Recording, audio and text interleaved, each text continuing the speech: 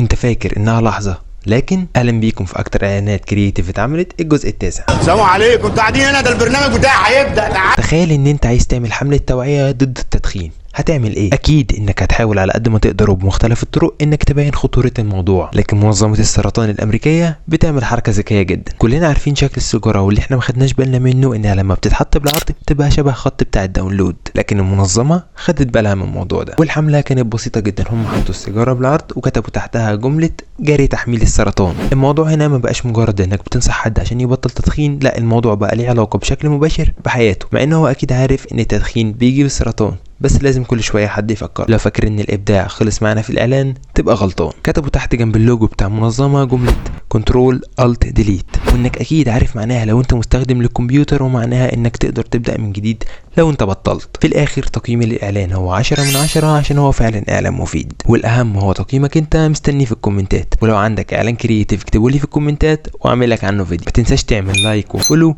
عشان يوصلك كل جديد. مايك دروب.